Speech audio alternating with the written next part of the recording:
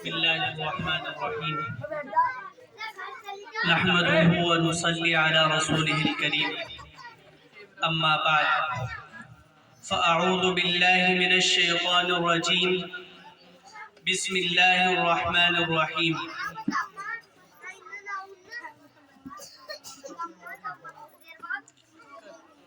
اقرأ باسم ربك الذي خلق الإنسان من علق اقرأ وربك الأكرم قال النبي صلى الله عليه وسلم اقرأوا القرآن فإنه يأتي يوم القيامة شفيعا لأصحابه أو كما قال صلى الله عليه وسلم وقال عليه الصلاة والسلام خيركم من تعلم القرآن وعلمه وفي رواية فضلا عن أن يكون تلك الرواية صدقا أو كذبا قال النبي صلى الله عليه وسلم حب الوطن من الإيمان أو كما قال صلی اللہ علیہ وسلم. ہر سال جگمگاتی ہے 26 جنوری، ہر سمت مسکراتی ہے 26 جنوری، سب کے دلوں کو بھاتی ہے 26 جنوری، شان وطن دکھاتی ہے 26 جنوری، جنتا کا دل بڑھاتی ہے 26 جنوری، ہے بام در پہ آج ترنگے لگے ہوئے، پھولوں سے چار سمت ہے رستے سجے ہوئے، ہر سو عمارتوں پہ ہے دیپک جلے ہوئے، شان وطن دکھاتی ہے 26 جنوری، جنتا کا دل بڑھاتی ہے 26 جنوری. آئین اپنا آج ہی کے دن شروع ہوا، جنتا کا ووٹ دینے کا حق آج ہی ملا، جمہوریت کے نام کا ڈنکا ہی بج گیا، شان وطن دکھاتی ہے 26 جنوری، جنتا کا دل بڑھاتی ہے 26 جنوری. فوجی قطار باندھ کے آتے ہیں آج ہی کے دن، سامان جنگ ساتھ ہی لاتے ہیں راہ میں، کرتب بہادری کے دکھاتے ہیں راہ میں، شان وطن دکھاتی ہے 26 جنوری، جنتا کا دل بڑھاتی ہے 26 جنوری. حاضرین محترم، سامعین مکرم، میری پردہ نشین مائیں اور بہنیں، اللہ رب العزت کا بے پناہ اور بے انتہا اور لامحدود احسان ہے، اس کا شکر ہے، اس کا فضل ہے، اس کا تشکر ہے کہ اس خلاق کائنات نے ہم سب کو ایمان جیسی عظیم الشان دولت سے نوازا. ایمان سب سے عظیم الشان دولت ہے. اللہ رب العزت کے خزانے میں سینکڑوں چیزیں ہیں، لیکن ان سب چیزوں میں سب سے اہم، سب سے محترم بالشان، سب سے رفیع المرتبت، سب سے عظیم رتبے والی اگر کوئی چیز تھی وہ تھا ایمان. اس لیے کہ اللہ تعالیٰ نے ہر چیز کا مدار ایمان پر رکھا ہے. آپ ایمان کے ساتھ اچھے کام کرتے چلے جائیے، اللہ رب العزت ایک ایک کام کے بدلے، ایک ایک تکلیف کے بدلے، ایک ایک پریشانی کے بدلے آپ کے نامہ اعمال میں اجر لکھتے چلے جائیں گے. لیکن دوسری طرف آپ ایمان سے محروم ہوں اور آپ سینکڑوں کام کرتے چلے جائیے، آپ یتیم خانے کھول کر کے بیٹھ جائیے، آپ شامیانے لگا کر کے لوگوں کو میٹھا پانی پلاتے رہیے، آپ بھوکوں کو کھانے کھلاتے رہیے، ننگوں کو کپڑے پہناتے رہیے، لیکن وہ اللہ تبارک و تعالیٰ کے یہاں کسی کام کے نہیں ہیں. کیوں؟ اس لیے کہ سب چیزوں کا مدار صرف اور صرف ایمان پر ہے. میں نے قرآن کریم کی چند آیتیں تلاوت کی ہیں جن کا تعلق علم سے ہے، جن کا تعلق دینی تعلیم سے ہے، جن کا تعلق اس تعلیم سے ہے جو صرف اس دنیا تک ہمارے ساتھ نہیں رہنے والی، بلکہ جب انسان کی آنکھ بند ہو جاتی ہے اور انسان کی جسم پر جو لباس ہوتا ہے اس کا نام بھی بدل جاتا ہے، انسان کا نام بھی بدل جاتا ہے. انسان کے رہنے کی جگہ بھی بدل جاتی ہے اور انسان کے ساتھ والے بھی بدل جاتے ہیں۔ انسان جب آنکھ بند کر لیتا ہے اس کا نام مرحوم ہو جاتا ہے۔ انسان جب آنکھ بند کر لیتا ہے اس کے لباس کا نام کفن ہو جایا کرتا ہے۔ انسان جب آنکھ بند کر لیتا ہے اس کے گھر کا نام، اس کے محلے کا نام قبرستان اور قبر ہو جایا کرتا ہے۔ یعنی یہ وہ تعلیم ہے جو صرف آپ کے ساتھ دنیا میں رہنے والی نہیں بلکہ آپ کو آخرت میں بھی رہنمائی کرے گی، آپ کی حفاظت و صیانت کرے گی۔ ایک بچے نے کھلونا مانگا، آپ نے اس کو کھلونا نہ دیا، کتنی دیر تک روئے گا؟ جب تک بچہ ہے، 1 سال 2 سال 3 سال، جب تک بچہ روتا رہے گا۔ لیکن جب بڑا ہو جائے گا تو اس کو کوئی غم نہیں۔ اسی طرح سے آپ نے اپنے بچے کو دنیاوی تعلیم دے دی، وہ جب تک تو اس سے فائدہ اٹھا سکتا ہے جب تک کہ اس دنیا کے اندر ہے، لیکن وہ تعلیم اس کے بعد اس کے کسی کام کی نہیں رہے گی۔ لیکن جب اس کو دین کی تعلیم دی جائے گی، دین کا علم پڑھایا جائے گا، قرآن کی تعلیم دی جائے گی، اس کو سکھلایا جائے گا کس طرح سے اپنی شریعت پہ عمل کیا جاتا ہے، کس طرح سے انسان کو زندگی گزارنی چاہیے، کیا طور طریقے اللہ کے رسول صلی اللہ علیہ وسلم ہم سب کو سکھلا کر کے گئے ہیں، تو پھر یقیناً وہ انسان دنیا میں بھی کامیاب ہے، آخرت میں بھی کامیاب ہے۔ بلکہ ایک ماں باپ کو مرنے کے بعد جو چیز بچتی ہے وہ صرف اور صرف اپنے نیک اولاد کے نیک اعمال بچتے ہیں۔ ایک حدیث کے اندر اللہ کے رسول صلی اللہ علیہ وسلم ارشاد فرماتے ہیں کہ انسان جب مر جاتا ہے اذا مات ابن آدم انقطع عمله الا من ثلاث، انسان جب مر جاتا ہے، اس دنیا سے چلا جاتا ہے، تو اس کی جو نیک کام تھے وہ نمازیں پڑھتا تھا، روزے رکھتا تھا، اسی طرح حج کرتا تھا۔ دیکھو جو مولانا بات بتلا رہے ہیں وہ بہت قیمتی بات بتلا رہے ہیں، آپ لوگ باتیں بنانے میں مشغول ہیں، یہاں کیا لینے کے لیے آئے ہوں؟ یہاں کوئی بات سیکھنے کے لیے ہی تو آئے ہوں گے آپ۔ اب ہمارے اساتذہ اکرام جو ہمارے استاد محترم ہیں ان کے صاحبزادے ہیں یہ جو دارالعلوم دیوبند کے اندر پڑھ رہے ہیں، دیکھو اگر جسے باتیں بنانی ہیں وہ بے دڑک ہو کر کے مدرسے سے باہر جا سکتی ہے۔ انسان جب اس دنیا سے مر جاتا ہے، چلا جاتا ہے، تو اللہ کے رسول صلی اللہ علیہ وسلم فرماتے انقطع عملہ الا من ثلاث، انسان کے سارے اعمال ختم ہو جاتے ہیں۔ نماز پڑھتا تھا اس کو ثواب ملتا تھا، روزہ رکھتا تھا اس کو ثواب ملتا تھا، اس کو ثواب ملتا تھا، کھانا کھلاتا تھا اس کو ثواب ملتا تھا۔ وہ مر گیا سکتا، نہ حج کر سکتا، نہ زکات دوسرے خیر کے اعمال کر سکتا ہے۔ اب کوئی ایسا ذریعہ جس سے وہ اعمال بھی نہ کرے اور پھر بھی اس کو ثواب فرماتے 3 ہیں، ان میں سے ایک فرماتے ہیں کہ ایک انسان یا کوئی ٹنکی لگوا دے یا کوئی نل لگوا دے جس سے لوگ پانی پیاس بجھاتے رہے، پانی پیتے رہے، اس مرنے والے کو جس نے اس وقت تک اس کا ثواب پہنچتا رہے گا جب تک کہ اس سے فائدہ اٹھاتے رہیں گے۔ دوسرے فرمایا کسی آدمی نے مسجد بنا دی یا مسجد کے اندر کوئی اینٹ لگا دی یا مسجد کے اندر کوئی دیوار لگوا دی یا مسجد کے اندر کوئی پنکھا لگوا دیا، غرض یہ کہ مسجد کے کسی کام میں اپنا حصہ ڈال دیا، جب تک کہ اس مسجد کو استعمال کیا جاتا رہے گا، جب تک لوگ اس میں نماز پڑھتے رہیں گے، اور یقین ہے کہ وہ مسجدیں جتنی دنیا کے اندر پائی جاتی ہے یقیناً قیامت تک ان کو کوئی فنا نہیں کر سکتا، ان کو کوئی ختم نہیں کر سکتا۔ تو اس کا مطلب یہ ہوا کہ جب تک کہ ان مسجدیں قائم رہیں گی اور ان میں عبادتیں کی جاتی رہیں گی، اس کا ثواب اس مرنے والے کو اس کی قبر کے اندر پہنچتا رہے گا، حالانکہ وہ کوئی نیک عمل نہیں کر رہا ہے بلکہ اپنے قبر کے اندر لیٹا ہوا ہے۔ اسی طرح تیسری چیز اللہ کے رسول صلی اللہ علیہ وسلم نے ارشاد فرمائی، جب انسان مر جاتا ہے ان چیزوں میں سے ایک چیز یہ بھی ہے کہ اس کو ثواب پہنچتا رہتا ہے کہ وہ ایسی اولاد اپنے پیچھے چھوڑ کر کے جائے کہ وہ نیک ہو، اور وہ اپنے باپ کے مرنے کے بعد، اپنی ماں کے مرنے کے بعد اپنے باپ کے لیے، اپنی ماں کے لیے مغفرت کی دعائیں کرتا رہے۔ ظاہر ہے بچے کو دین کی تعلیم نہیں، مر گئے، آپ کا بچہ پڑھے گا کیا؟ آپ نے اس کو صرف دنیاوی تعلیم دی،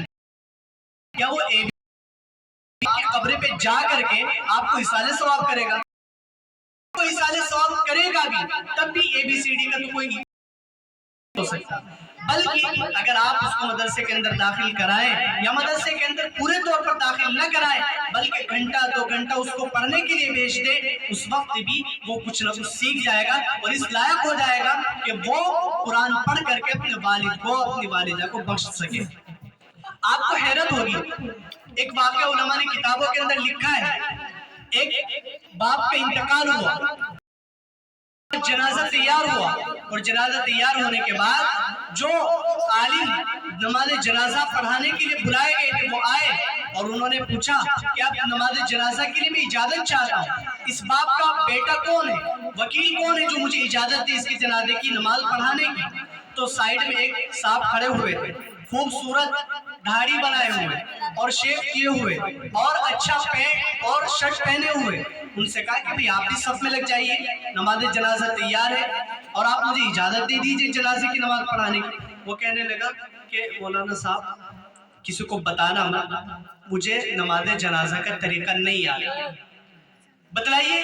سامنے باپ کا جنازہ پڑا ہوا ہے، اولاد اتنی نکمی، اولاد اس لائق بھی نہیں ہے کہ وہ اپنے باپ کا جنازہ پڑھ سکے، کہاں سے اس کو کون سکھائے، کہاں سے اس کو پتا چلے جنازے کی نماز کیسی ہوتی ہے، جنازے کی نماز کے اندر کتنے فرائض ہوتے ہیں، جنازے کی نماز کس طرح سے پڑھی جاتی ہے؟ حالانکہ جنازے کی نماز سے آسان کوئی نماز نہیں ہے، جنازے کی نماز تو صرف 4 تکبیر کہہ لے اور نماز جنازہ ہو جائے گی، کچھ بھی نہ پڑھے، لیکن اس کو اتنا بھی پتا نہیں ہے۔ افسوس، ایسے باپ پر بھی افسوس، ایسی اولاد پر بھی افسوس، اس باپ پر افسوس اس لیے کہ اپنی اولاد کو اس لائق نہ بنا سکا کہ وہ اس کے اوپر جنازے کی نماز پڑھ سکے، ایسی اولاد پر افسوس اس لیے کہ وہ اپنے باپ کی دوسری خدمتیں تو کیا کرتا، اپنے باپ کی جنازے کی نماز پڑھنے کے لائق بھی نہیں ہے۔ بہرحال میں نے قرآن کریم کی جو آیتیں پڑھی تھی ان کی اگر تفصیلات میں جایا جائے بہت لمبی ہے، ان کی تفصیلات بہت لمبی ہے۔ ان میں سے ایک آیت تھی اقرا کی 5 آیتیں سورہ علق، یہ سب سے پہلی آیتیں ہیں قرآن کریم کی جو اللہ کے رسول صلی اللہ علیہ وسلم کے دل پر نازل کی گئی تھی۔ ان آیتوں سے ہمیں کیا سبق دیا جا رہا ہے، ان آیتوں سے ہمیں کیا بتلایا جا رہا ہے؟ ان آیتوں کے اندر اللہ کے رسول صلی اللہ علیہ وسلم، آپ دیکھیں مسلمانوں کو تعلیم میں کتنا آگے ہونا چاہیے تھا اور مسلمان تعلیم میں کتنے پیچھے ہیں، مسلمانوں کو ایجوکیشن کس حد تک حاصل کرنی چاہیے تھی اور مسلمان ایجوکیشن کے اندر کتنے پیچھے پڑے ہوئے ہیں، کتنے متخلف ہیں۔ آپ دیکھیں اللہ کے رسول صلی اللہ علیہ وسلم کیوں اس دنیا کے اندر بھیجے گئے؟ صرف اور صرف اس لیے یعلمہم الکتاب والحکمہ وإن كانوا من قبل لفی ضلال مبین۔ قرآن کریم کی سورہ جمعہ کے اندر اللہ تعالیٰ اس مقصد کو بیان فرماتے ہیں ہم نبیوں کو کیوں بھیجتے ہیں اور محمد صلی اللہ علیہ وسلم کو ہم نے کیوں بھیجا؟ یسبح للہ ما فی السماوات وما فی الارض الملک القدوس العزیز الحکیم هو الذی بعث فی الأمین رسولا منهم یتلو علیہم آیاتہ ویزکیہم ویعلمہم الکتاب والحکمہ وإن كانوا من قبل لفی ضلال مبین۔ فرمایا میں نے آپ کو اس لیے بھیجا کہ آپ قرآن کریم کی آیات کی تلاوت پڑھ کر کے لوگوں کو سنائیں، اس کے معنی بتلائیں، اس کے تراجم بتلائیں، اس کا مفہوم بتلائیں، شریعت کا مطالبہ انسانوں سے کیا ہے اس کو بتلائیں۔ اس لیے پیغمبر صلی اللہ علیہ وسلم کو اس دنیا کے اندر بھیجا گیا۔ لیکن جب اللہ کے رسول صلی اللہ علیہ وسلم پر سب سے پہلی قرآن کی آیتیں اتری ان میں کیا درس دیا گیا، ان میں کیا سبق دیا گیا، ان میں کیا پڑھایا گیا؟ سب سے پہلے اللہ کے رسول صلی اللہ علیہ وسلم جب غار حرا کے اندر اللہ تعالیٰ کے حکم سے تشریف فرما ہوئے اور حضرت جبرائیل علیہ السلام وہاں پر تشریف لائے اور آ کر کے اللہ کے رسول صلی اللہ علیہ وسلم سے انہوں نے کہا اقرا پڑھیے،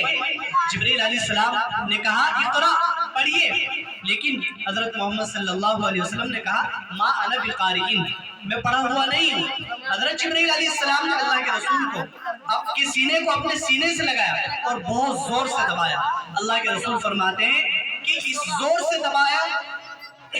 بخاری شریف کے الفاظ بلغ منی الجہد، بخاری شریف کے الفاظ بلغ منی الجہد، اتنی زور سے دبایا کہ میرا سینہ تنگ ہو گیا اور میں سمجھنے لگا کہ میرا سانس گھٹ جائے گا۔ اور فرماتے ہیں کہ دوبارہ سے جبرائیل علیہ السلام نے کہا اقرا پڑھیے، میں نے وہی جواب دیا ما انا بقارئ، میں پڑھا ہوا نہیں ہوں۔ انہوں نے کہا کہ دوبارہ سے اس زور سے دبایا، بلغ منی الجوع، کہ میرا سینہ تنگ ہو گیا اور وہ زور سے مجھے درد ہوا۔ پھر تیسری مرتبہ حضرت جبریل علیہ السلام نے کہا اقرأ یا محمد، اللہ کے رسول صلی اللہ علیہ وسلم نے فرمایا ما انا بقاری یا جبرائیل، جبرائیل میں پڑھا ہوا نہیں ہوں۔ حضرت جبریل علیہ السلام نے کہا میں آپ سے یہ نہیں کہہ رہا کہ آپ اپنے طور پر پڑھیے، بلکہ وہ پڑھیے جو میں آپ سے پڑھوانا چاہتا ہوں، اور فرمایا اقرأ بسم ربک الذی خلق، آپ اس رب کا نام لے کر کے پڑھیے جس نے پیدا کیا، اقرأ وربک الاکرم، آپ پڑھیے، آپ کا رب بڑا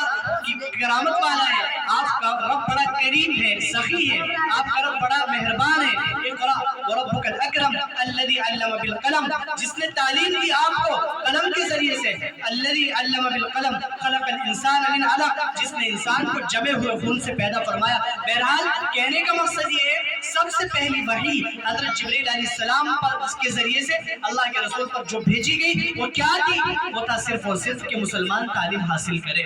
یہ تھا کہ مسلمان ایجوکیشن میں آگے بڑھے، مسلمان تعلیم حاصل کر کے اپنے آپ کو بڑا بنائے۔ یہ مطلب نہیں تھا، آپ اگر معائنہ کریں، آپ جائزہ لیں اور اپنے مسلم معاشرے کو آپ دیکھیں تو ہم سب سے زیادہ کم پڑھنے والے نظر آتے ہیں۔ وجہ کچھ بھی ہو، وجہ یہ نہیں ہو سکتی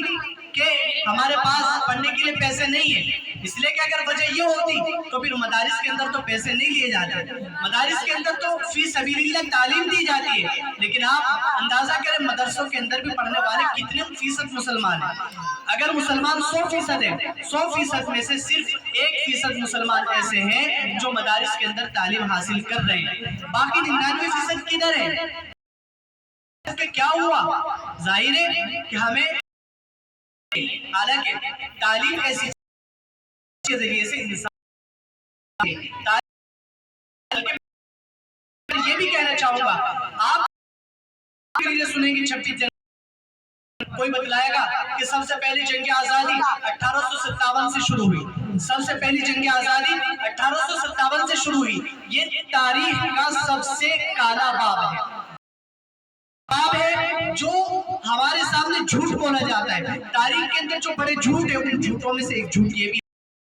کی جو جنگ آزادی جو ہوئی ہے وہ سب سے پہلے جنگ آزادی 1857 کو ہوئی، حالانکہ یہ بات صحیح نہیں ہے۔ دیکھیں ہندوستان کے اندر حکومت مغلوں کی تھی، وہ سب کے سب مسلمان تھے، اور جب ہندوستان کے اندر انگریز آیا، آنے کا مقصد صرف اور صرف وہ آیا تھا کمانے کے لیے، کاروبار کے لیے، لیکن ان کی نیت یہاں پر آ کر کے بدل گئی۔ جب انہوں نے ہندوستان کے خزانے دیکھے، ہندوستان کی مالداری دیکھی، ہندوستان کا غنا دیکھا، ہندوستان کے اندر جو چیزیں موجود تھی ان کو دیکھا، ہندوستان کو اس وقت سونے کی چڑیا کہا جاتا تھا، تو یہ سب چیزیں انہوں نے دیکھ کر ان کے دل کے اندر گندے خیالات جنم لینے لگے، اور ان کے دل میں یہ ناپاک سازش آئی کہ کیوں نہ ہم اس ملک کے لوگوں سے مل کر کے اس ملک کے عوام کو غدار بنا حکومت کو چھین لے اور اس پر قبضہ کر لے اور زبردستی اس کے مالک بن کر کے ہم بیٹھ کھیل کھیلا، اپنی عورتوں کو بادشاہوں کے حوالے کیا اور ان کو غلط انجام تک پہنچایا، اور پھر بادشاہ سب کچھ سوچے بغیر ان کی جھانسے میں آگ ہوا کہ آہستہ آہستہ انگریزیوں کی عورتیں اور انگریز ملک کے عہدیدار بننے لگے، آہستہ آہستہ عہدوں پر آتے گئے، چھوٹے عہدوں پر پھر بڑے عہدوں پر۔ ایک وقت وہ آیا کہ انہوں نے مسلمان بادشاہوں کو اپنے عہدوں سے بھی ختم کر دیا، ان کی جو عہدے تھے، ان کی جو زمینیں تھی، جو جائیداد تھی، اس کو اپنے نام لگا کرا لیا، اور پھر اس کے بعد یہ ہوا کہ مسلمانوں کے ہاتھ سے حکومت چلی گئی، اور مسلمانوں کے ہاتھ حکومت کا جانا تھا، سب کے سب غلام بن کر کے رہے۔ کھانے کے لیے آپ انگریز کے محتاج ہو گئے، پینے کے لیے آپ انگریز کے محتاج ہو گئے، گھر سے باہر نکلنے کے لیے آپ انگریز کے محتاج ہو گئے، لیکن اس وقت بھی آپ قربان جائیے اسلام پر۔ اسلام اپنے ماننے والوں کو کبھی بزدلی کا درس نہیں دیتے، اسلام بہادری کا مذہب، اسلام بہادر ہے، اسلام شجاعت والا ہے، اسلام بصالت والا ہے، اسلام کے اندر جرأت مندی ہے، اسلام کبھی بھی اپنے ماننے والوں کو بزدلی کا درس نہیں دیتا۔ میں یہاں پر ایک نکتہ اور چھیڑتا چلوں، قربانی مسلمانوں کو کیوں سکھائی جاتی ہے؟ قربانی مسلمانوں کو کیوں سکھائی جاتی ہے؟ اس لیے سکھائی جاتی ہے قربانی جب ہم کرتے ہیں تو قربانی ہمیں یہ پیغام دے کر کے جاتی ہے کہ مسلمانوں آج تو تم پر وقت ہے کہ تم اپنے پالے ہوئے جانور کو، جس کو 1 سال سے رہے تھے، گھاس کھلا رہے تھے اور اس کی خوراک کا انتظام کر رہے تھے، تم اس کو کھلاتے رہے پلاتے رہے اور آج قربان کریں گے، آپ کی آنکھوں سے آنسو نکلیں گے اور آپ یہ سمجھیں گے کہ آج ہمارا وہ جانور، ہمارے وہ بکری یا وہ بکرا یا وہ جانور کہ جس کو ہم نے اتنی محبت سے پالا، اتنی محبت سے کھلایا، اتنی محبت سے اس کو پلایا، آج ہم اس کو قربان کریں گے تو آپ کی آنکھوں سے آنسو آئیں گے۔ آج تم اس جانور کی قربانی دے رہے ہو، آج تم اس مال کی قربانی دے رہے ہو، لیکن اگر کل تم پر وہ وقت آ جائے کہ تمہیں اپنی قربانی دینی پڑ جائے، اپنے بچوں کی قربانی دینی پڑ جائے، اپنے مال کی قربانی دینے پڑ جائے تو تم پیچھے نہ ہٹنا۔ جس طرح آج تم اپنے جانور کی قربانی پیش کر رہے ہو، اپنی قربانی کو ذبح کر رہے ہو، اسی طرح سے اپنی آرزوؤں پر تم پانی پھیر دینا، اپنی آرزوؤں اور تمناؤں کو اور اپنی خواہشوں پر آپ چھری چلا دینا، لیکن اپنے اسلام کو آگے رکھنا، اپنے ملک کو آگے رکھنا۔ تم اگر دن وقت آئے جان دینی پڑے تو جان دے جانا، اسلام کے لیے جان لٹانی پڑے اسلام کے لیے جان لٹا دو، اولاد کو قربان کرنا پڑے اولاد کو قربان کر دو، ملک کے لیے وقت آئے ملک کے لیے بھی تم بڑھ چڑھ کر کے حصہ لو۔ اور ہمارے علماء نے صرف زبانی جمع خرچ نہیں کیا بلکہ انہوں نے قربانی دے کر کے دکھلایا۔ 80,000 علماء کرام کو سور کی چربی میں بند کر کے پیڑوں پر لٹکایا گیا۔ کون تھے قربانی دینے والے؟ 1857 کی بات نہیں کر رہا ہوں، 1857 سے پہلے کے حالات بتلا رہا ہوں۔ 1754 میں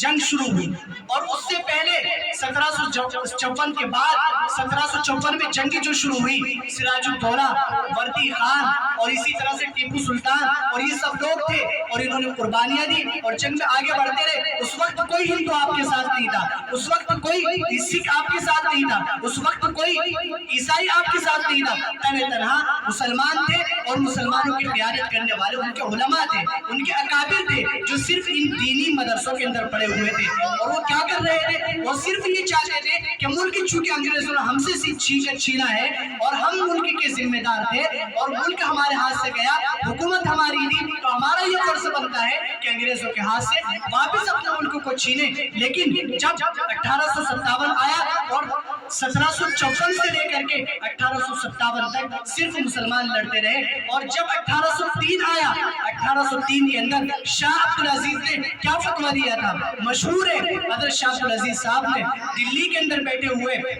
جہاں سے حکومت چلا کرتی تھی، اس وقت شاہ عبدالعزیز نے یہ فتویٰ دیا تھا کہ انگریز کی فوج میں بھرتی ہونا حرام ہے اور یہ کہا تھا ہندوستان دارالحرب ہے۔ دارالحرب کا مطلب جہاں صرف حکومت کافروں کی ہوتی ہے، جہاں صرف حکومت مشرکوں کی ہوتی ہے، جہاں صرف حکومت غیر مسلموں کی ہوتی ہے۔ جس طرح سے امریکہ کے بارے میں دارالحرب ہے، اسرائیل کے بارے میں فتویٰ ہے کہ وہ کے بارے میں فتویٰ ہے کہ وہ دارالحرب ہے۔ اس وقت شاہ عبدالعزیز صاحب نے جو فتویٰ دیا تھا یہ کہا تھا کہ ہندوستان دارالحرب ہے، یہاں پر ہم کچھ بھی نہیں کر سکتے، نہ تو ہم دین کے احکام نافذ کر سکتے، نہ ہم قرآن کی سزائیں جو ہے اگر کوئی چوری کرے اس کے ہاتھ نہیں کاٹ سکتے، اگر کوئی زنا کرے اس کو ہم پتھر مار کر کے ہلاک نہیں کر سکتے، اگر کوئی کسی کے اوپر الزام لگائے ہم اس کو پھانسی نہیں دے سکتے، اس لیے کہ یہ دارالاسلام نہیں ہے کہ جہاں پر اسلام کے احکام نافذ کیے جائے بلکہ دارالحرب ہے۔ اور اسی وقت مولانا حسین احمد مدنی نے یہ فتویٰ دیا تھا کہ انگریز ظالم کی فوج کے اندر بھرتی ہونا حرام ہے، اس لیے کہ انگریز نے کیا کیا، چونکہ انگریز تو چند تھے، گنے چنے تھے، انہوں نے کیا کیا، انہوں نے یہاں کے جو غریب لوگ تھے اور جو بادشاہ سراج الدولہ، بادشاہ وردی خان اور ان سب کے جو حکومت میں جو سپاہی تھے ان کو انہوں نے جائیدادوں کے جھانسے دیے اور انہوں نے لالچ دیا کہ ہم اتنی جائیداد تمہیں دیں گے، اتنی زمینیں تمہیں دیں گے، بس تمہیں ایک کام کرنا ہے کہ تم اپنے بادشاہوں کو چھوڑ کر کے ہماری فوج کے اندر بھرتی ہو جاؤ۔ ان میں کوئی مسلمان نہیں تھا، ان میں ایک بھی مسلمان نہیں تھا، اس وقت بھی ہم غدار نہیں تھے، آج بھی ہم غدار نہیں ہیں، اس وقت بھی ہم ملک کے وفادار تھے، آج بھی ہم وفادار ہیں اور انشاءاللہ جب تک ہمارے جسم کے اندر یہ خون رہے گا اس وقت تک اپنے ملک کے وفادار رہیں گے۔ مر کر بھی بدن سے جدا ہرگز نئے پیرہن ہوں گے، مر کر بھی جدا بدن سے بے رہن ہوں گے، جیئیں گے یہی دفن ہوں گے۔ تو اس لیے اگر ہماری تاریخ کو دیکھ بنا دیا جاتا ہے، آپ اسکول کی جتنی کتابیں اٹھا کر کے دیکھ لیں، 26 جنوری کا بھی اس کے اندر سبق ملے گا، لیکن 26 جنوری کا جو سبق ہے، جو لیسن اس کے اندر پڑھایا جاتا ہے، اس کے اندر کچھ نہیں لکھا گیا کہ وہ صرف مسلمان، اس کے اندر جو قربانی پیش کی وہ مسلمانوں نے دی تھی۔ اس وقت جب مولانا یہ فتویٰ دیا کہ انگریز ظالم کی فوج میں بھرتی ہونا حرام ہے،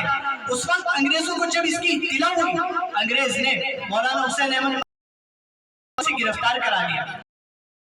کرا کر کے انہوں نے ان کو کورٹ میں پیش کیا، الہ آباد کورٹ میں پیش کیا گیا، اور پھر کورٹ میں پیش کرنے کے بعد انگریز جج نے یہ سوال کیا اور گرج کر کے کہا کہ حسین احمد مدنی اب بولو، کیا بولتے ہو؟ دیوبند کی سرزمین پر بیٹھ کر کیا فتویٰ دیا تھا؟ مولانا حسین احمد مدنی نے کہا تھا تمہیں نہیں معلوم میں نے کیا فتویٰ دیا تھا؟ انگریز نے کہا مجھے معلوم، لیکن میں آپ کی زبان سے سننا چاہتا ہوں۔ گرج کر کہا اور اونچی آواز کر کے کہا، انگریز ظالم اور جابر سن، میرے دیوبند کی سرزمین میں جو فتویٰ دیا تھا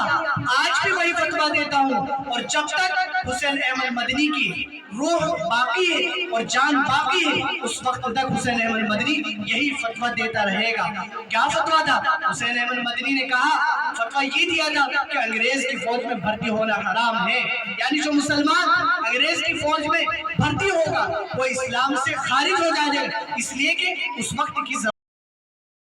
انگریز ظالم نے کہا، جج نے کہا حسین احمد مدنی ہوش میں آ، حسین حسین احمد مدنی غور کر کے بولو، تم کیا بول رہے ہو؟ کہاں کھڑے ہوئے ہو؟ حسین احمد مدنی نے کہا میں پھر سے اپنی وہی بات دہراتا ہوں کے ساتھ جو فتویٰ کل دیا تھا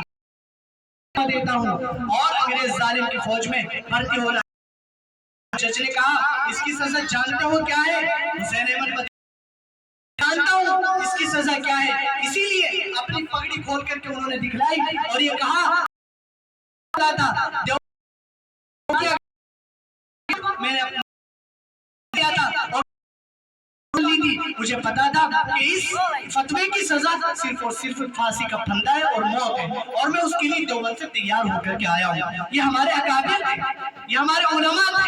جو ہر وقت مرنے کے لیے تیار تھے، صرف دین کے لیے نہیں، صرف علم کے لیے نہیں، صرف اسلام کے لیے نہیں، بلکہ اپنے وطن کے لیے بھی، اپنے ملک کے لیے بھی، اپنی کنٹری کے لیے بھی مرنے کے لیے تیار ہے۔ اور آج بھی ہمارے اندر یہی جذبہ ہے۔ ہمارے علماء نے کبھی ہمیں یہ نہیں سکھلایا کہ تم اپنے وطن کے لیے قربانیاں نہ دو، اگر یہ سکھلایا ہوتا تو پھر کبھی بھی ہم اس لائق نہ ہوتے، کبھی بھی ہماری تاریخ یہ نہ ہوتی، کبھی بھی ہمارے اکابر نے۔ اور ایک بات اور بتاتا چلوں، شیخ الہند مولانا محمود الحسن دیوبندی کون ان کا نام نہیں جانتا، لیکن جان بوجھ کر کے دانستہ طور پر ان کے نام کو فراموش کیا جاتا ہے، بلایا جاتا ہے، یاد نہیں کیا جاتا، ان کے تذکرے نہیں کیے جاتے۔ آپ ملک کا دورہ کیجیے اور ملک کے اندر جتنے موقعوں پر بھی، جتنی جگہوں پر بھی 26 جنوری کے پروگرام ہوتے ہیں، 15 اگست کے پروگرام ہوتے ہیں، ان پروگراموں کے اندر کتنا علماء کا نام لیا جاتا ہے؟ 1 سے 2، 2 سے 3، باقی کہاں گئے؟ باقی کہاں گئے؟ اور میں بتاؤں 35 علماء ایسے ہیں جنہوں نے جب قربانی دی تھی اور ان کا نام سنویدھان کے اندر آج بھی لکھا ہوا ہے، لیکن اس کو جان بوجھ کر کے بلایا جاتا ہے، کسی کے سامنے ظاہر نہیں کیا جاتا۔ ہم تو کہتے ہیں اپنے نعروں کے اندر مہاتما گاندھی زندہ باد اور جواہر لال نہرو زندہ باد اور پھولا زندہ باد، بھیم راؤ امبیڈکر زندہ باد، لیکن ان کو کبھی نہیں سنو گے وہ کہتے ہیں ٹیپو سلطان زندہ باد، حسین احمد مدنی زندہ باد، محمود الحسن دیوبندی زندہ باد، بسم اللہ خان زندہ باد، اشفاق اللہ خان زندہ باد، وہ کبھی نہیں بولتے۔ کیوں؟ اس لیے کہ وہ ضرورت نہیں سمجھتے، وہ نہیں جانتے، وہ نہیں مانتے کہ تم نے قربانیاں دی اس ملک کے لیے، وہ تو آپ کو اس ملک کا غدار مانتے ہیں، وہ آپ کو اس ملک کا وفادار اور نائب مانتے ہیں۔ وہ ہماری کمزوری تھی، وہ ہماری کمزوری تھی کہ ہم نے ان کو اپنا سمجھا اور ان کو اپنا سمجھ کر کے ان کے ہاتھ ملایا، ان کے شانے سے شانہ ملا کر چلتے رہے، ان کے کندھے سے کندھا ملا کر ہم چلتے رہے۔ لیکن آپ دیکھیں ان کی غداری کیا یہی کہ انہوں نے ہمیں بھلا دیا، ہماری تاریخ کو بھلانے کی کوششیں کی اور سازشیں کی۔ اور مولانا محمود الحسن دیوبندی نے تحریک ریشمی رومال جاری کی۔ تحریک ریشمی رومال کیا ہے؟ تحریک ریشمی رومال کے اندر یہ تھا، انہوں نے یہ کیا تھا، آج بھی دنیا کے اندر سب سے زیادہ ملک مسلمانوں کے ہیں، تقریباً 57 ملک، لیکن دنیا کے اندر سب سے زیادہ انہوں نے یہ کیا، انہوں نے سب مسلمان بادشاہوں کے نام، سب مسلمان ممالک کے نام خط لکھے۔ ان خط کے اندر انہوں نے یہ لکھا کہ ہندوستان کے اندر برطانوی سامراج نے اپنا راج جما لیا اور قبضہ کر لیا ہے، ہم یہ چاہتے ہیں کہ ہمارا اسلام اس ملک کے اندر زندہ رہے، ہمارا دین اس ملک کے اندر زندہ رہے، اور ہمارا وطن اسی طرح سے واپس ہمارے پاس آ جائے، لیکن ہمیں اس کے لیے تمہاری مدد کی ضرورت ہے۔ آپ سے ہمیں صرف یہ مدد چاہیے کہ آپ کھڑے ہو کر کے ہمارے لیے آواز اٹھائیں، آپ ہمارے لیے آواز اٹھائیں۔ اگر مال کی ضرورت پڑے تو تم ہمارے ملک کے اندر مال بھی بھیجو، اور اگر ہمیں سپاہیوں کی ضرورت پڑے تو ہمارے ملک کے اندر سپاہی بھی بھیجو۔ اس طرح سے ترکی کے اندر، سعودی عرب کے اندر، اور قطر کے اندر، اور جناب عمان کے اندر، اور جتنے عرب ممالک، افریقہ کے اندر، ساؤتھ افریقہ کے اندر جہاں مسلم ممالک تھے، مسلم بادشاہ ہوا کرتے تھے، ان سب کے پاس انہوں نے اپنے خط بھیجے، لیکن ان کی تحریک ریشمی رومال ناکام ہو گئی، وہ بھی اپنوں کی وجہ سے ناکام ہوئی۔ کسی اپنے نے، چونکہ یہ تحریک ریشمی رومال انہوں نے جزیرہ انڈمان کے اندر، جب انگریز نے یہ دیکھا کہ حسین احمد مدنی اور اس کا استاد شیخ الہند مولانا محمود حسن دیوبندی یہ سب کے سب ہمارے خلاف سب سے زیادہ ہیں، ان کے فتوے سب سے زیادہ ہمارے خلاف ہیں، یہ ہندوستان کے عوام کو، ہندوستان کے لوگوں کو، ہندوستان کی جنتا کو ہمارے خلاف بھڑکا رہے ہیں اور انگریزوں کو دشمن بتلا رہے ہیں، تو سب سے پہلے انہی کو جڑ کو ختم کر دیا جائے، تاکہ نہ بجے بانس، نہ رہے بانس، نہ بجے بانسری۔ تو اس طرح سے انہوں نے یہ کیا، انہوں نے مولانا محمود حسن دیوبندی کو قید کیا اور ان کو گرفتار کر کے انڈمان کے جزیرے میں کالے پانی میں ان کو کالے پانی کے اندر رہتے ہوئے مولانا محمود حسن دیوبندی نے کیا کیا، قرآن کریم کا سب سے پہلے جو اردو میں ترجمہ ہوا اس جگہ پر رہ کر کے انہوں نے کیا، اور اسی جگہ پر رہتے ہوئے انہوں نے تحریک ریشمی رومال جاری کی۔ اور آپ کو میں بتلاؤں، جس ٹرین کے ذریعے سے مولانا محمود حسن دیوبندی کو وہاں پر لے جایا گیا، وہ ٹرین کیسی تھی؟ اس ٹرین کے اندر بیٹھنے کے لیے کوئی سیٹ نہیں تھی، اس ٹرین کے اندر صرف اتنی جگہ انہوں نے چھوڑی ہوئی تھی جس میں آدمی کھڑا ہو سکے، اور چاروں طرف سے اس کو گھیر دیا تھا، دیواریں لگا دی تھی، ان دیواروں کے اندر کانٹے لگا دیے تھے، ان دیواروں کے اندر کانٹے لگا دیے تھے، اور ان کانٹوں کا کیا مقصد تھا؟ اس ٹرین کو چلایا جاتا اور چلانے کے بعد بریک لگا دی جاتی، تاکہ جب ٹرین چلے گی اور رکے گی اور جھٹکے لگیں گے تو یہ آگے پیچھے ہوں گے، اور جو یہ کیلیں لگی ہوئی ہیں دیوار کے اندر وہ ان کے جسم کو چبھے گی، ان کی دیوار کو، ان کی کمر کو چبھے گی اور ان کو تکلیف ہوگی۔ ہو سکتا ہے اس تکلیف کو جھیل کر کے، اس تکلیف کی وجہ سے یہ اپنے فتووں سے باز آ جائے اور ہندوستان کے عوام کو ہمارے خلاف بھڑکائے نہیں۔ لیکن مولانا محمود حسن دیوبندی نے، مولانا حسین احمد مدنی نے، مفتی کفایت اللہ نے، مولانا حفظ الرحمان سیوہاردی نے، کسی بھی عالم نے اپنی ہار نہیں مانی، اور سب کے سب ان تکالیف کو جھیلتے چلے گئے، ان پریشانیوں کو برداشت کرتے چلے گئے، ان مشقتوں کا سامنا کرتے چلے گئے، اور ان کو کالے پانی کی جیل بھیج دیا گیا، اور کالے پانی میں رہتے گئے، اور کالے پانی سے جب وہ بیمار ہو گئے، اور بیمار ہونے کے بعد انہیں چھوڑا، اور چھوڑنے کے بعد دیوبند آنے کے بعد پھر انہوں نے دارالعلوم کیا، اور دارالعلوم دیوبند کے قائم کیا۔ دارالعلوم دیوبند بنانے کا مقصد کیا تھا؟ اس کی اس کو بنانے کا مقصد صرف اور صرف یہ تھا کہ اور یہاں صرف دینی تعلیم نہیں دی جائے گی، بلکہ یہاں ملک کے لیے سپہ سالار تیار کیے جائیں گے، ملک کے لیے فوج میں بھرتی ہونے کے لیے مجاہد تیار کیے جائیں گے، وہ مجاہد جو اپنی جان پیش کر دیں گے اپنے ملک کو آزاد کرانے کے لیے، اور انہوں نے پھر یہ کر کے بھی دکھلایا۔ انہوں نے بڑے بڑے مجاہد تیار کیے، انہی مجاہدوں میں مولانا حسین احمد مدنی تھے، انہی مجاہدوں میں مفتی کفایت اللہ تھے، انہی مجاہدوں میں مولانا یوسف الرحمن سوہاروی تھے، اور انہیں جانے کتنے نام ہیں، مولانا عبید اللہ سندھی تھے، اور دوسرے بہت سارے لوگ تھے۔ اور پھر آج حکومت کہتی ہے کہ مدارس یہ دین کے قلعے نہیں ہیں، بلکہ یہ تو آتنکوادی کے ایسا کچھ بھی نہیں ہے۔ ہماری تاریخ تو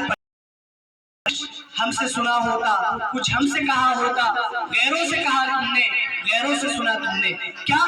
جو کوئی کچھ کہہ دے گا وہ بات سچی ہو جائے گی؟ نہیں، بالکل نہیں۔ آپ اپنے آپ تاریخ پڑھ کر کے دیکھیے۔ میں اپنی ان چھوٹی چھوٹی بہنوں سے درخواست کہتا ہوں کہ آپ جب اردو پڑھنے لگے، اردو میں سینکڑوں ملک کے اوپر، ہمارے ملک کی جنوری کے اوپر آپ ان کتابوں کا مطالعہ کیجیے، باتوں کو یاد نہ کیجیے بلکہ آپ مطالعہ کیجیے، تحقیقات میں جائیے اور ریسرچ کیجیے، اور اس جگہ تک پہنچی جو حقیقت ہے۔ آپ لوگوں کی زبانوں سے نہ سنیں، اس لیے کہ لوگ تو جھوٹی باتیں آپ کو بتلائیں گے، لوگ تو وہ باتیں آپ کو بتلائیں گے جن کا صداقت اور حقانیت سے دور دور کا اور کوسوں دور کا واسطہ نہیں ہے۔ میں جو عرض کر رہا تھا، مولانا محمود حسن دیوبندی کا جب انتقال ہو گیا، انتقال ہونے کے بعد جب ان کو نہلایا جانے لگا، نہلانے کے بعد جب ان کی کمر پر صابن لگایا جانے لگا اور پانی ڈالا جانے لگا، تو کسی نے دیکھا ان کی کمر پر تو کچھ بھی نہیں ہے، گوشت ہے ہی نہیں، صرف ہڈیاں ہیں اور جلا ہوا گوشت ہے، اور سوراخ ہے ان کی کمر کے اندر۔ انہوں نے لوگوں نے جو نہلانے والے تھے انہوں نے پوچھا کہ مولانا محمود حسن دیوبندی کی جو شاگرد تھے خاص مولانا حسین احمد مدنی، ان سے پوچھا کہ یہ آپ کے استاد ہیں، آپ نے ان سے پڑھا ہے، آپ جیل کے اندر بھی ان کے ساتھ رہے، دیوبند کے اندر بھی آپ ان کے ساتھ رہے، آپ ان کی تحریک ریشمی رومال کے اندر بھی ساتھ رہے، آپ ہمیں ذرا بتلائیں یہ کیا چیز ہے، ان کی کمر پر یہ نشان کیسے ہے، ان کی کمر کا گوشت کیا ہوا، ان کی کمر کی ہڈیاں کیوں نظر آ رہی ہیں، ان کی کمر پر صرف اور صرف کیلوں کے نشان کیوں نظر آ رہے ہیں؟ مولانا حسین احمد مدنی نے کہا میرے استاد جب تک زندہ تھے اور بقید حیات تھے انہوں نے مجھے منع کیا تھا اور کہا تھا کہ راز کی بات اس کو بچائے رکھنا، لیکن آج جب وہ اس دنیا کے اندر نہیں ہے میں ان کی اس راز کی بات کو آپ کے سامنے کھولتا ہوں اور آپ کو بتلاتا ہوں۔ کہنے لگے جب ہم کالے پانی کی جیل میں تھے تو انگریز روزانہ آتا، انگریزی کتا روزانہ آتا اور روزانہ آ کر کے ہمیں یہ کہتا اور یہ سزائے دیتا اور کہتا کہ اپنے فتووں سے باز آ جاؤ، اور اب بھی مسلمانوں کو کہہ دے کہ انگریز کی حکومت ہماری حکومت ہے، اب بھی کہہ دو کہ یہی حکومت صحیح ہے، اب بھی کہہ دو یہ حکومت ظالم نہیں ہے، اب بھی کہہ دو ہم اس حکومت کو ماننے کے لیے تیار ہیں، ہم تمہاری جانوں کو بخش دیں گے، ہم تمہاری جانوں کو چھوڑ دیں گے۔ لیکن انہوں نے کہا کہ انگریزی کتے سن، کل جو فتویٰ دیا تھا آج اور آئندہ بھی وہی، اور ہم نہ کل تمہاری حکومت کو تسلیم کرنے کے لیے تیار ہیں، نہ آج تمہاری حکومت کو حکومت، تم ظالم تھے، تم قبضہ کرنے والے تھے، تم نے زبردستی جہرن اور قہرن ہم سے حکومت کو چھینا تھا اور سازشیں رچ کے ہماری حکومت پر تم نے قبضہ کیا تھا۔ ہماری حکومت ہمیں جب تک واپس نہیں ملے گی، جب تک اس جسم کے اندر جان رہے گی، منہ میں زبان رہے گی، اس وقت تک چلاتے رہے گے ہمیں آزادی چاہیے، ہمیں اپنے ملک کو آزاد کرانا ہے۔ اور مولانا حسین احمد مدنی اور ان کے جتنے ساتھی تھے رفقا تھے وہ سب کے سب اس تگودوں میں لگے رہے اور یہ کوششیں کرتے رہے، قربانیاں دیتے رہے۔ بس انہی چند باتوں پر میں اپنی بات مکمل کرتا ہوں۔ تیرے بدن سے نہ تیرے آستی سے آئے گی، ہم ہی شہید ہوئے ہیں ہم ہی سے آئے گی، بدل رہے ہو جو تاریخ تو بدل ڈالو، بدل رہے ہو جو تاریخ تو بدل ڈالو، زمین سے یہ تو تھی ملک کی تاریخ۔ دو چار باتیں اور میں نے جو قرآن کریم کی آیتیں پڑھی تھی ان کا بھی ترجمہ کیے دیتا ہوں، ورنہ بڑی ناانصافی ہوگی کہ قرآن کی آیتیں پڑھی اور ان کا ترجمہ ان کا مطلب آپ کے سامنے عرض نہ کیا۔ میں نے قرآن کی جو آیتیں پڑھی تھی اور جو حدیث پڑھی تھی اس کے اندر اللہ کے رسول صلی اللہ علیہ وسلم نے اور قرآن کے اندر اللہ تعالیٰ نے علم کی اہمیت کو بتلایا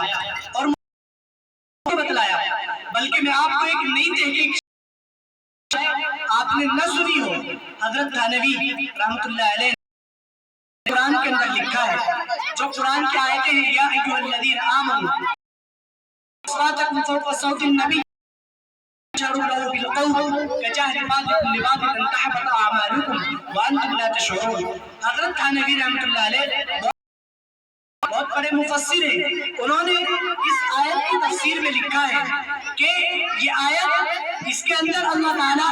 مسلمانوں سے کہہ رہے ہیں. مسلمان کون؟ صحابہ سے کہہ رہے ہیں کہ تم پیغمبر کی آواز سے اونچی آواز نہ کرو اور پیغمبر سے آگے نہ بڑھو. پیغمبر جہاں چلے تم ان سے پیچھے چلو. پیغمبر جہاں بولے تم اپنی آواز کو پستہ رکھو، اپنی آواز کو ہلکی رکھو، اپنی آواز کو نیچی رکھو. اور فرمایا حضرت تھانوی رحمۃ اللہ علیہ نے کہ یہ آیتیں اللہ کے رسول صلی اللہ علیہ وسلم شان کے بارے میں اتری تھی، لیکن ان آیتوں کا مفہوم عام ہے. الفاظ اللہ کے رسول کے لیے تھے، لیکن ان آیتوں کے اندر وہ استاذ بھی شامل ہے، وہ معلم بھی شامل ہے، وہ ٹیچر بھی شامل ہے جو قرآن کی تعلیم دیتا ہو، جو آپ کو دین سکھاتا ہو. اس کے بارے میں بھی یہ حکم ہے کہ اس کی آواز سے اونچی آواز نہ کرو، اس کی باتوں سے آگے اپنی باتیں نہ رکھو، اس کی آواز کے سامنے اپنی آواز بلند نہ کرو، اس کے کاموں سے آگے نہ بڑھو، بلکہ وہ معلم، وہ استاد جو ادب سکھلائے وہ ادب سیکھو، جو باتیں بتلائے ان باتوں کو مانو اور یقین جانو. جو طالب علم اور جو بچہ اپنے استاد کی ایک ایک بات کو سینے سے لگاتا ہے، یقیناً اللہ تعالیٰ اس کو نوازتے ہیں. اور جو بچے اپنے اساتذہ کی بے ادبی کرتے ہیں، قرآن کی بے ادبی کرتے ہیں، کتابوں کی بے ادبی کرتے ہیں، تپائی کی بے ادبی کرتے ہیں، درس گاہ کی اور مسجد کی اور مدرسے کی بے ادبی کرتے ہیں، تو ان کے پاس علم نہیں آتا. بلکہ حضرت گنگوئی رحمت اللہ علیہ امام ربانی وہ فرماتے ہیں کہ جو لوگ علماء کی قدر نہیں کرتے، علماء کو برا بھلا کہتے ہیں، علماء کے ساتھ دشمنی رکھتے ہیں اور علماء کو برا بھلا کہتے ہیں، تو پھر یقین جانو مجھے اس پاک ذات کی قسم، اللہ تعالیٰ کا واسطہ، اگر تم قبر کے اندر جا کر کے دیکھو تو قبر کے اندر اس کو دفن کرنے کے بعد اگر تم دیکھو تو قبر کے اندر اگر تم اس کا چہرہ قبلے کی طرف کر دو، لیکن اگر اس کو دفن کرنے کے بعد 1 دن بعد 2 دن بعد جب بھی تم اس کی قبر کھول کر کے دیکھو گے تو اس کا چہرہ اس کا چہرہ سیاہ ہوگا، کالا پڑ چکا ہوگا اور اس کے چہرے کا نور ختم ہو چکا ہوگا اور اس کی چہرہ جو قبلے کی طرف تم نے کیا تھا اس طرف سے پھر کر کے دوسری طرف آ چکا ہوگا. کیوں؟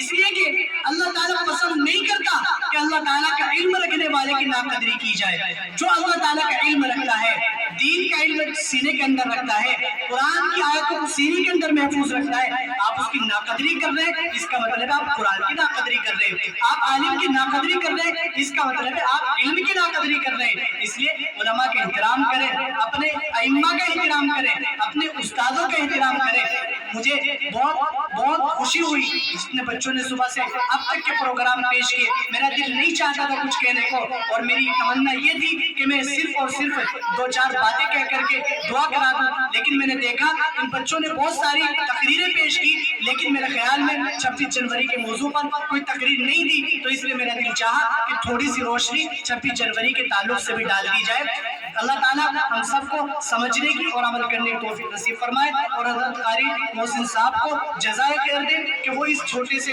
محلے کو اور بستی کو سنبھالے ہوئے ہیں اور اتنی محنتیں کر رہے ہیں اور اتنے سارے بچوں کو صبح سے اب تک کے یہاں بٹھانا کوئی معمولی بات نہیں ہے. اللہ تعالیٰ آپ کو یقیناً اجر دے گا یہاں پر